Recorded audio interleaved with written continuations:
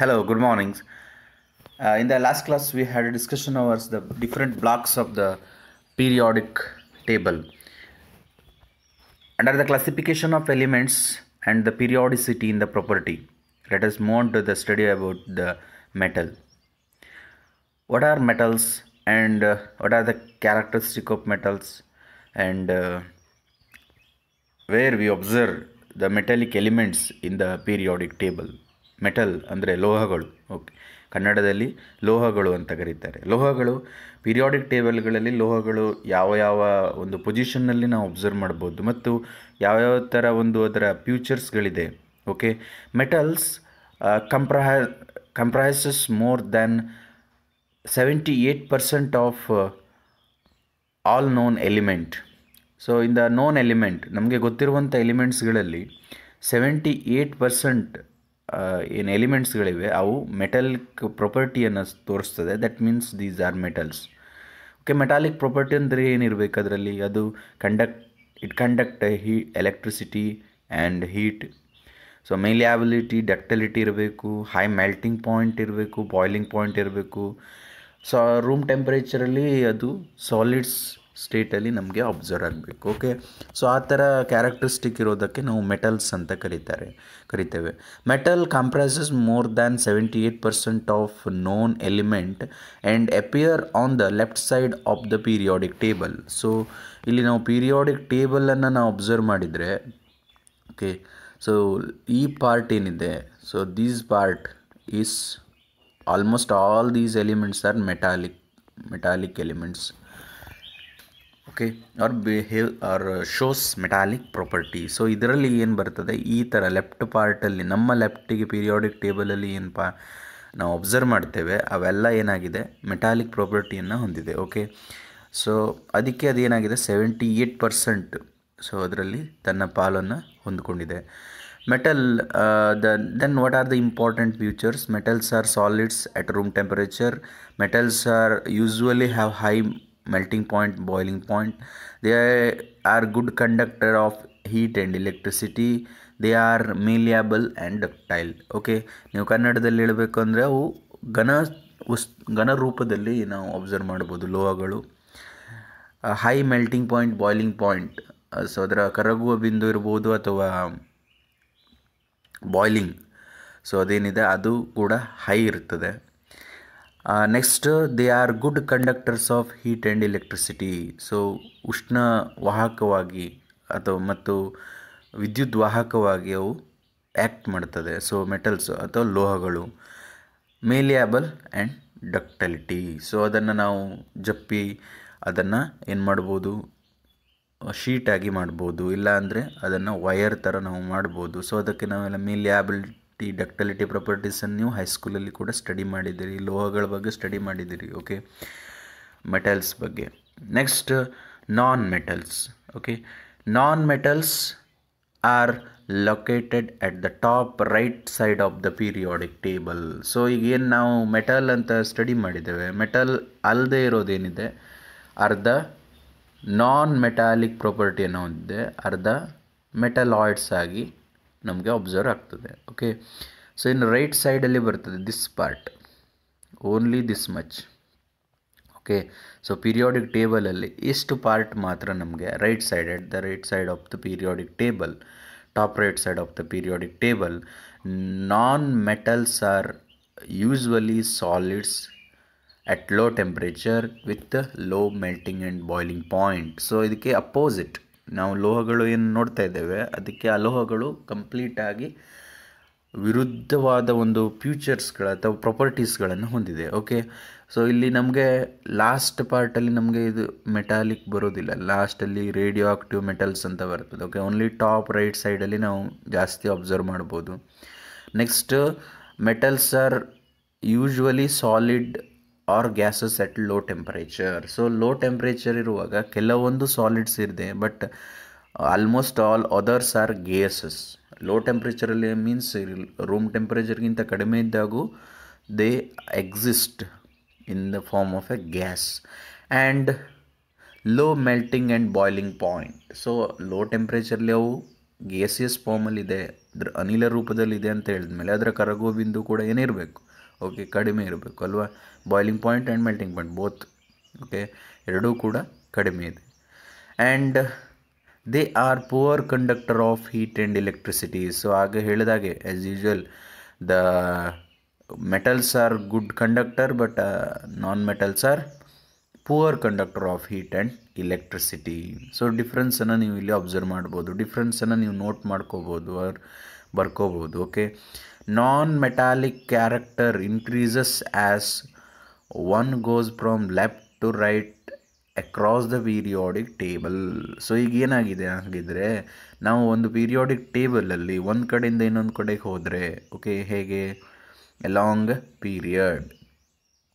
So horizontally ನಾವು move ಆದರೆ periodic ಟೇಬಲಲ್ಲಿ ನಮ್ಮ ಲೆಫ್ಟ್ ಸೈಡಿಂದ ರೈಟ್ ಸೈಡಿಗೆ ಮೂವ್ ಆಗಿದ್ದರೆ, okay, when we move from left to right of the periodic table, okay, left to right along the period, then metallic ಜಾಸ್ತಿ ಇರೋದು ಏನಾಗ್ತಾ ಹೋಗ್ತಾ ಇದೆ, ನಾನ್ ಮೆಟಲ್ ಆಗ್ತಾ ಹೋಗ್ತಾ ಇದೆ, ಮೆಟಾಲಿಕ್ ಕ್ಯಾರೆಕ್ಟರ್ ಡಿಕ್ರೀಸ್ ಆಗ್ತಾ ಇದೆ. So this is the periodic trend in the periodic table, and the most non-metallic solids are brittle and are neither malleable nor ductile. Okay, so ಇಲ್ಲಿ ಡಕ್ಟಲಿಟಿ ಮತ್ತು ಮೆಲಿಯಾಬಿಲಿಟಿಯನ್ನು ನಾವು ಕಂಪಲ್ಸರಿ ಅಬ್ಸರ್ವ್ ಮಾಡಲಿಕ್ಕೆ ಆಗೋದಿಲ್ಲ. ಓಕೆ, ಸೊ ಎಲ್ಲ ಎಲಿಮೆಂಟ್ಸಲ್ಲಿ ಇದೆ ಅಂತ ಹೇಳಲಿಕ್ಕೆ ಆಗೋದಿಲ್ಲ. ಒಂದು ಸ್ವಲ್ಪ ಮೇಲಿಯಬಲ್, ಇನ್ನೊಂದು ಡಕ್ಟಲಿಟಿ ಪ್ರಾಪರ್ಟಿಯನ್ನು ತೋರಿಸ್ತದೆ. So if they are present in solid then only it is possible. Most of the elements gaseous ಅಲ್ವಾ. ಅನಿಲ ರೂಪದಲ್ಲಿರುವಾಗ ನಾವು ಅಲ್ಲಿ ಡಕ್ಟಲಿಟಿ ಮೇಲಿಯಬಿಲಿಟಿ ಹೇಳಲಿಕ್ಕೆ ಆಗೋದಿಲ್ಲ ರೂಮ್ ಟೆಂಪ್ರೇಚರಲ್ಲಿರುವಾಗ. ಸೊ ರೂಮ್ ಟೆಂಪ್ರೇಚರಲ್ಲಿ ಸಾಲಿಡ್ ಇರೋದಕ್ಕೆ ನಾವು ಅದನ್ನು ಅಬ್ಸರ್ವ್ ಮಾಡ್ಬೋದು. ಓಕೆ, ಅದಕ್ಕೆ ಈ ಕ್ಯಾರೆಕ್ಟರಿಸ್ಟಿಕ್ ಅಷ್ಟು ಇಂಪಾರ್ಟೆನ್ಸ್ ಇಲ್ಲ. Okay, next another thing is how the metallic character varies down the group. ನಾವು ಪೀರಿಯಾಡಿಕ್ ಟೇಬಲಿಂದ ಮೇಲ್ಗಡೆಯಿಂದ ಕೆಳಗಡೆಗೆ ಬಂದರೆ ಮೆಟಾಲಿಕ್ ಕ್ಯಾರೆಕ್ಟರ್ ಯಾವ ಥರ ವೇರಿಯೇಷನ್ ಆಗ್ತದೆ. Metallic when we move down the group metallic character increases. Okay, metallic character ಏನಾಗ್ತದೆ, ಇನ್ಕ್ರೀಸ್ ಆಗ್ತಾ ಹೋಗ್ತದೆ. Because number of electron increases. ಯಾಕದು ಹಾಗಾಗ್ತದೆ, ಅಲ್ಲಿ ನಂಬರ್ ಆಫ್ ಇಲೆಕ್ಟ್ರಾನ್ ಜಾಸ್ತಿ ಆಗ್ತದೆ. Okay, when number of electron increases conductivity starts means metallic properties observed. Okay, more the number of electron more is the metallic character ಅಂತ ಇದೆ. Okay, ಹೆಚ್ಚು ಹೆಚ್ಚು electron ಇದ್ದಾಗೆ ಅದರ ಲೋಹಗಳ ಒಂದು ಪ್ರಾಪರ್ಟೀಸ್ಗಳು ಬರ್ತಾ ಹೋಗ್ತದೆ. ಸೊ ಲೋಹಗಳ ಪ್ರಾಪರ್ಟಿ ಬಂದಾಗ ಎಲಿಮೆಂಟ್ಸನ್ನು ನಾವು ಲೋಹಗಳು ಅಂತ ಕರಿತೇವೆ. ಪೀರಿಯಾಡಿಕ್ ಟೇಬಲಲ್ಲಿ ಮೇಲಿಂದ ಕೆಳಗಡೆ ಬಂದರೆ ಅವಕ್ಕೆ ನಾವು ಲೋಹಗಳು ಅಂತ, ಲೋಹಗಳ ಪ್ರಾಪರ್ಟಿ ಜಾಸ್ತಿ ಆಗಿದೆ ಅಂತ ಅಬ್ಸರ್ವ್ ಮಾಡ್ಬೋದು. ಪೀರಿಯಾಡಿಕ್ ಟೇಬಲಲ್ಲಿ ನಮ್ಮ ಲೆಫ್ಟಿಂದ ರೈಟ್ ಸೈಡ್ ಹೋದರೆ ಲೋಹಗಳ ಪ್ರಾಪರ್ಟಿ ಕಡಿಮೆ ಆಗ್ತದೆ. ಓಕೆ, ಹಾಗಿದ್ರೆ ಎಲ್ಲಿ ಜಾಸ್ತಿ ಆಗ್ತದೆ, right to left.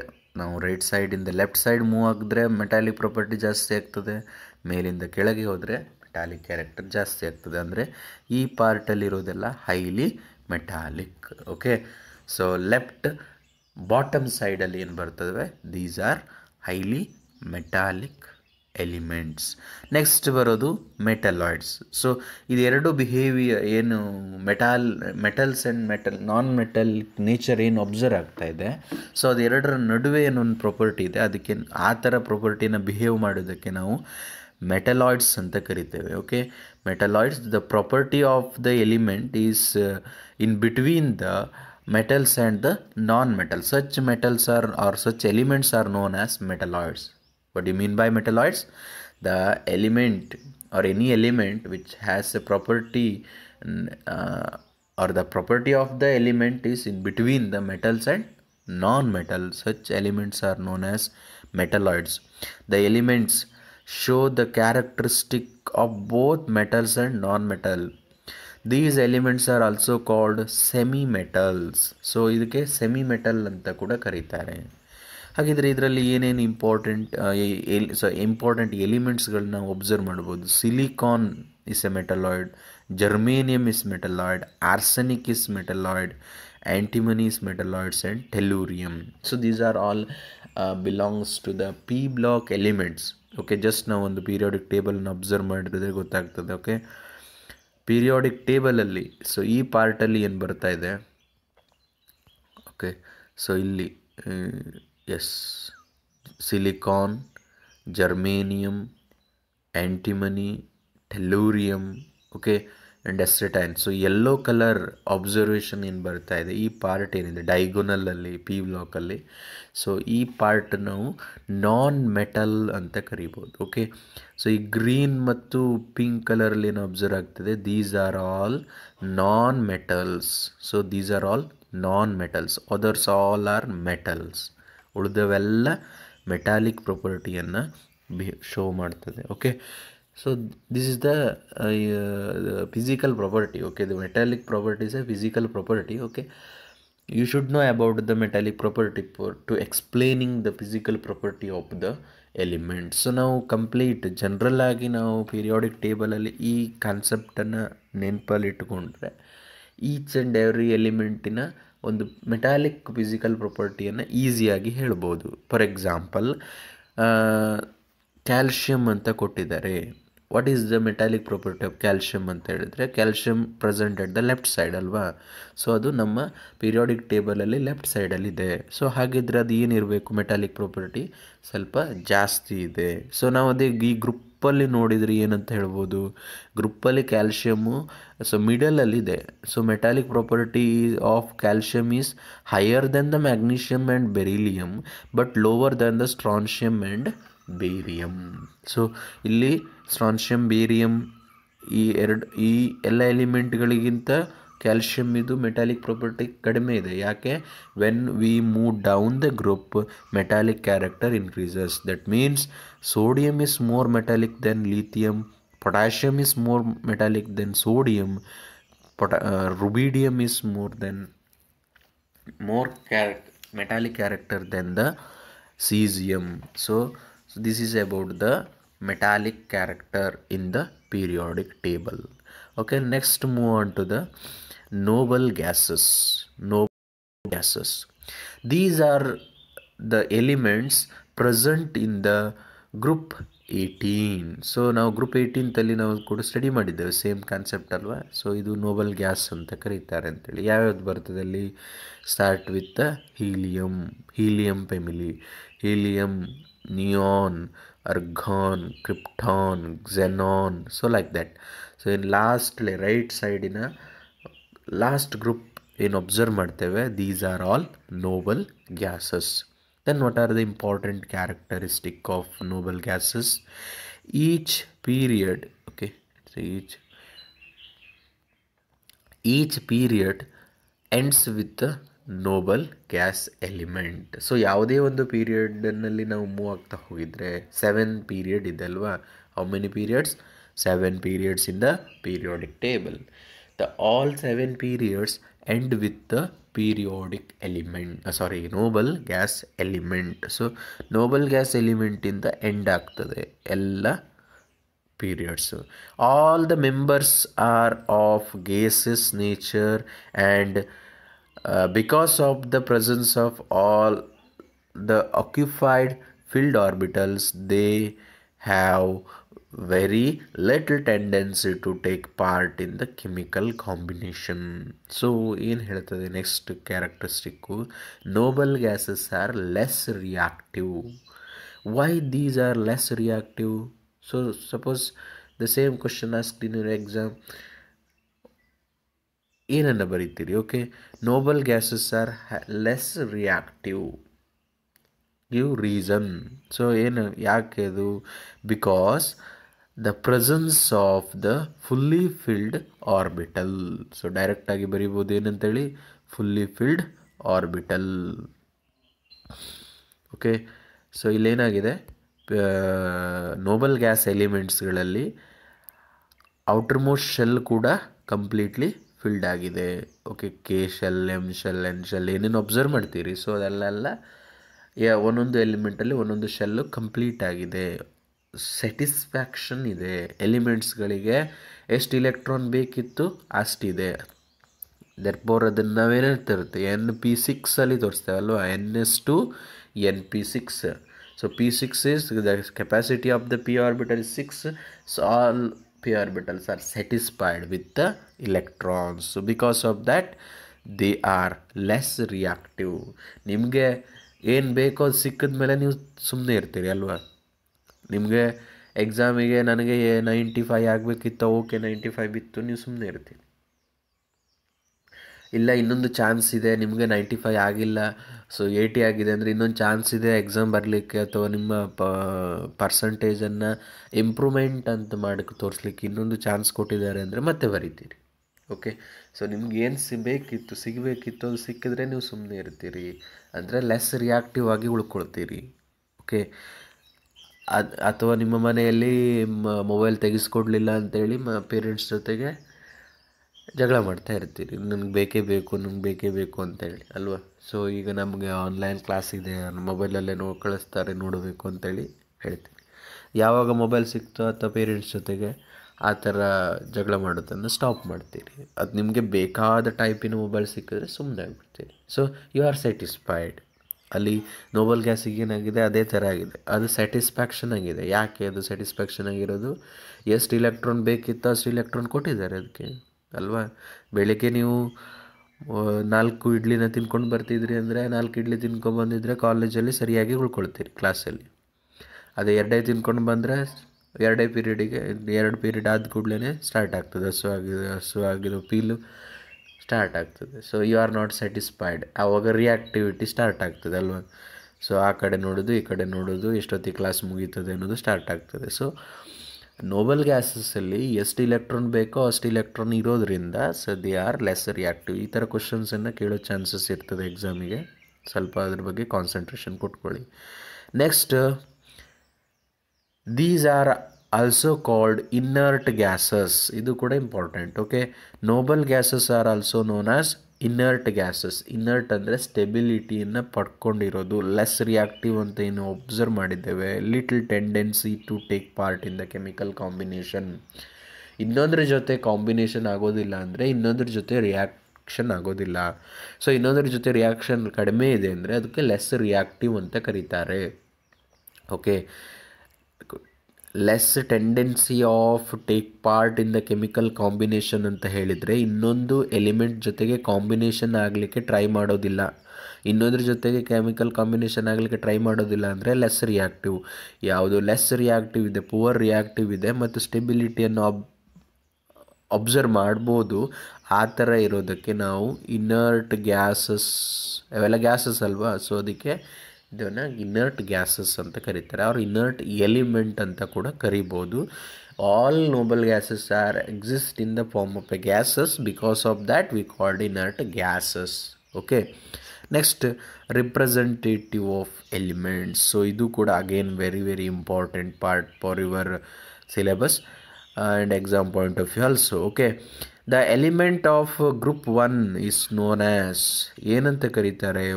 First group ಎಲಿಮೆಂಟ್ಸಿಗೆ ಅಲ್ಕಲಿ ಮೆಟಲ್, ಗ್ರೂಪ್ 2ಗೆ alkaline earth metal. Okay, so ಏನಂತ ಕರೀತಾರೆ ಫಸ್ಟ್ ಗ್ರೂಪಿಗೆ? Alkali metal. The reason of called it as alkali because of the nature. Hydroxy ಫಾರ್ಮಲ್ಲಿ ಬರ್ತದೆ. ಹೈಡ್ರಾಕ್ಸಿ ಅಂದರೆ ಏನು? OH ಅಲ್ವಾ. Most of the first group elements hydroxy ನೇಚರಲ್ಲಿ ನಮಗೆ ಎಕ್ಸಿಸ್ಟೆನ್ಸ್ ಆರ್ ಅಕ್ಯುರೆನ್ಸನ್ನು ತೋರಿಸ್ತದೆ. So because of that these are known as alkali, ಅದು ಬೇಸಿಕ್ ನೇಚರ್ ಅಂತ ಹೇಳ್ಬೋದು. ಫಾರ್ ಎಕ್ಸಾಂಪಲ್ ಸೋಡಿಯಂ ಯಾವ ಫಾರ್ಮಲ್ಲಿ ಹೆಚ್ಚಾಗಿರ್ತದೆ? Sodium hydroxide. Okay, so next second ಗ್ರೂಪನ್ನು ಯಾಕೆ ಅಲ್ಕಲೈನ್ ಅರ್ತ್ ಮೆಟಲ್ ಅಂತ ಕರೀತಾರೆ? ಸೊ ಇವೆಲ್ಲ ಹೈಡ್ರಾಕ್ಸಿ ಫಾರ್ಮಲ್ಲಿ ಇರಲಿ ಅಥವಾ ಬೇಸಿಕ್ ಫಾರ್ಮಲ್ಲಿ ಇರಲಿ, ಅವು ಯಾವುದರಲ್ಲಿ ನಮಗೆ ಜಾಸ್ತಿ ಸಿಗ್ತದೆ? ಅರ್ತ್ ಕ್ರಸ್ಟಲ್ಲಿ ನಮಗೆ ಜಾಸ್ತಿ ಸಿಗ್ತದೆ. ಓಕೆ, ಸೊ ಅಥವಾ ಅದರ ಅಕ್ಯುರೆನ್ಸ್ ಏನಿದೆ, occurrence is the earth crust. Okay, the most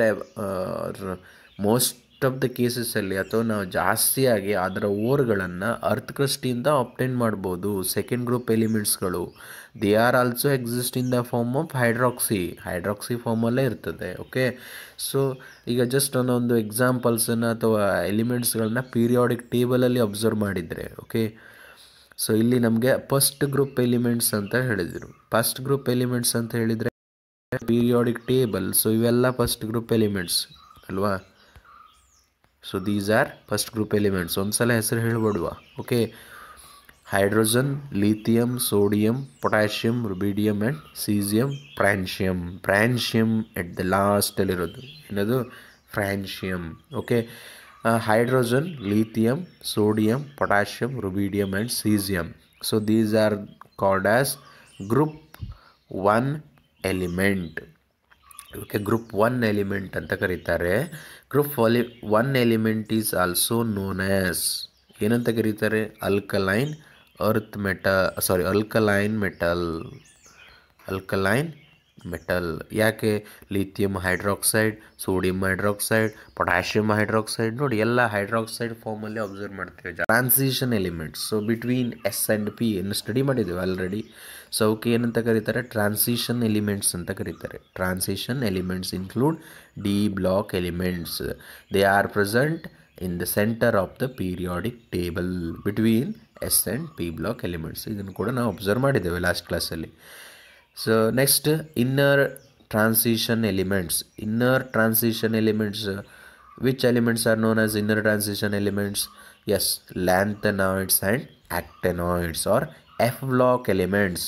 okay, ಇವು ಎಫ್ ಬ್ಲಾಕ್ ಎಲಿಮೆಂಟ್ಸ್ಗಳಿಗೆ ಇನ್ನರ್ ಟ್ರಾನ್ಸಿಷನ್ ಎಲಿಮೆಂಟ್ಸ್ ಅಂತ ಕರೀತಾರೆ. ಓಕೆ, ಲ್ಯಾಂಥನಾಯ್ಡ್ ಎಲ್ಲಿಂದ ಸ್ಟಾರ್ಟ್ ಆಗ್ತದೆ, ಹೌ ಮೆನಿ ಎಲಿಮೆಂಟ್ಸ್, ಅಲ್ಲಿ 14 ಎಲಿಮೆಂಟ್ಸನ್ನು ನೋಡ್ಬೋದು.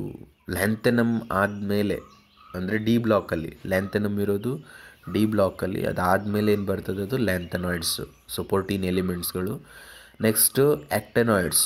ಸೊ ಆ್ಯಕ್ಟೆನಾಯ್ಡ್ಸು ಆ್ಯಕ್ಟೀನಿಯಮ್ ಆದಮೇಲೆ ಬರೋದು ಏನಿದೆ 14 ಎಲಿಮೆಂಟ್ಸು. ಓಕೆ, ಆ್ಯಕ್ಟೆನಾಯ್ಡ್ಸ್ ಅಂತ ಕರೀತಾರೆ. Next, the elements after uranium is known as transuranic element. ಇದು ಕೂಡ ಒಂದು ಇಂಪಾರ್ಟೆಂಟ್ ಕಾನ್ಸೆಪ್ಟ್, 1 ಮಾರ್ಕ್ಸಿಗೆ ಕೇಳೋ ಚಾನ್ಸಸ್ ಜಾಸ್ತಿ ಇರ್ತದೆ. Okay, element after uranium is known as transuranic elements. So ನಾವು ಜಸ್ಟ್ ಅಬ್ಸರ್ವ್ ಮಾಡೋಣ ಇಲ್ಲಿ. ಓಕೆ, ಪೀರಿಯಾಡಿಕ್ ಟೇಬಲಲ್ಲಿ ನಾವು ಇದನ್ನು ಅಬ್ಸರ್ವ್ ಮಾಡಿದರೆ ಟ್ರಾನ್ಸ್ ಯುರಾನಿಕ್ ಎಲ್ಲಿ ಬರ್ತದೆ, ಯುರೇನಿಯಮ್ ಇಲ್ಲಿದೆ ನೋಡಿ. ಸರಿ, ಓಕೆ, ಯುರೇನಿಯಮ್ನ ನೆಕ್ಸ್ಟ್ ಏನು ಬರ್ತದೆ, ಇದು ಯಾವ ಯುರೇನಿಯಮ್ ಎಲ್ಲಿ ಬರ್ತದೆ, ಎಫ್ ಬ್ಲಾಕ್ ಎಲಿಮೆಂಟ್ಸ್ಗಳಲ್ಲಿ ಬರ್ತದೆ. ಎಫ್ ಬ್ಲಾಕಲ್ಲಿ ಒಂದು ಲ್ಯಾಂಥನಾಯ್ಡ್ ಸೀರೀಸು, ಇನ್ನೊಂದು ಆ್ಯಕ್ಟೆನಾಯ್ಡ್ ಸೀರೀಸು. ಇವೆಲ್ಲ ಎಲ್ಲಿಂದ ಬರ್ತದೆ, ಆಫ್ಟರ್ ಲ್ಯಾಂಥನಮ್, ಆಫ್ಟರ್ ಆ್ಯಕ್ಟೀನಿಯಮ್. ಎಲ್ಲಿ ಇದು, ಈ ಪ್ಲೇಸಲ್ಲಿರೋದು. ಓಕೆ, ಸೊ ಇವೆಲ್ಲ after actinium 14 elements are known as actinoids. After lanthanum lanthanoids. Okay, so ಆ್ಯಕ್ಟನಾಯ್ಡ್ಸ್ಗಳಲ್ಲಿ ಬರುವಂಥ ಒಂದು elements uranium. After uranium, what are the elements observed after uranium, these are known as transuranic elements. Okay, uranium ನಮಗೆ ಸಿಕ್ಕಿದ ಮೇಲೆ ಏನು element ಸಿಕ್ಕಿವೆ ಅವುಗಳನ್ನು uranium ನಂತರದ ಎಲಿಮೆಂಟ್ಗಳಂತ ಕರೀತಾರೆ ಅಷ್ಟೇ, transuranic elements. Okay, the next class we will discuss about the periodic trends in the periodic elements. It's a very very important concept for your exam point of view. So ಈ ಟಾಪಿಕಲ್ಲಿ 5 to 7 marks ಬರ್ತದೆ. ಅದರಲ್ಲಿ periodic trends ಏನಿದೆ, properties of elements ಏನಿದೆ ಅದನ್ನು ಜಾಸ್ತಿ ಕೇಳ್ತಾರೆ. Okay, ಈ ಪಾರ್ಟಿಂದನೇ ಕ್ವಶನ್ಸ್ಗಳು ಜಾಸ್ತಿ ಬರೋದು. ಓಕೆ, ಇಲ್ಲಿವರೆಗೆ ಏನು ಸ್ಟಡಿ ಮಾಡಿದ್ದೆ ಅದು 1 ಮಾರ್ಕ್ಸ್ಗಳಲ್ಲಿ ಬರುವಂಥದ್ದು. 2 ಮಾರ್ಕ್ಸ್ ಮತ್ತು 3 ಮಾರ್ಕ್ಸ್ ಪಾರ್ಟ್ಗಳಲ್ಲಿ periodic trends in the periodic elements ಅನ್ನೋದು ಬರ್ತದೆ. ಸೊ ಅದು ಫಿಕ್ಸ್ಡ್ ಕ್ವಶನ್ಸ್ ಒಂದು 2-3 ಇದೆ. ನೀವು ಅದಷ್ಟನ್ನು ನೋಡಿಕೊಂಡ್ರೆ ಡೆಫಿನೆಟ್ಲಿ ಎಕ್ಸಾಮಿಗೆ ಸಾಕು. But knowledge point of view ನೀವು ಎಷ್ಟು ಓದಿದರೂ ಕಡಿಮೆ. ಪೀರಿಯಾಡಿಕ್ ಪ್ರಾಪರ್ಟೀಸನ್ನು ಜಾಸ್ತಿ ಕಾನ್ಸಂಟ್ರೇಷನ್ ಕೊಡಬೇಕು, ಜಾಸ್ತಿ ಓದಬೇಕು, ಜಾಸ್ತಿ ಬೇಸಿಕ್ಸ್ಗಳನ್ನು ಕಲ್ತ್ಕೊಳ್ಬೇಕು PUCಯಲ್ಲಿ. Okay, thank you for watching.